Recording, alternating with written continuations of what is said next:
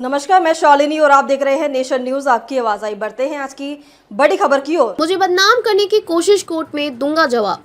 दिशा सालियान मामले पर बोले आदित्य ठाकरे।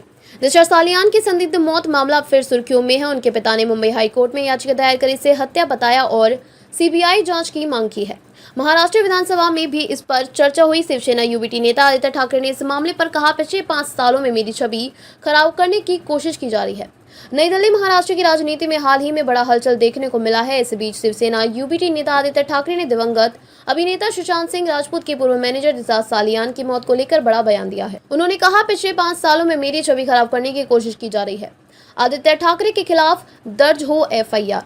दरअसल दिशा सालियान के पिता सतीश सालियान ने बॉम्बे हाईकोर्ट में याचिका दायर कर जून 2020 में दिशा की मौत की रहस्यमयी परिस्थितियों की नए सिरे से जांच की मांग की है। इस बीच शिवसेना यूबीटी नेता आदित्य ठाकरे का नाम भी इस मामले में सामने आया है। उन्होंने कहा कि याचिका में मांग की गई है कि आदित्य ठाकरे के खिलाफ एफआईआर दर्ज की जाए और जांच सीबीआई को सौंपी जाए। याचिका में यह भी दावा किया गया है कि उनकी बेटी के साथ बलात्कार किया गया और उसकी हत्या कर दी गई और बाद में कुछ प्रभावशाली व्यक्तियों को बचाने के लिए राजनीतिक रूप से साजिश रची गई।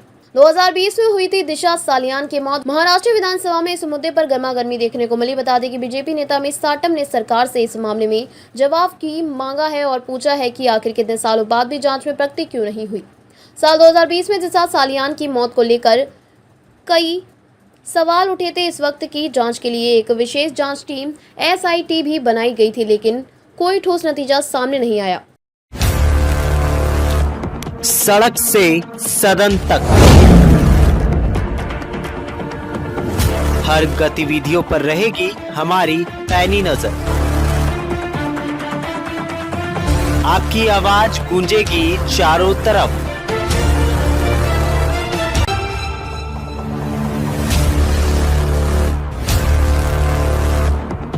क्योंकि हम हैं नेशन न्यूज, आपकी आवाज आपके साथ।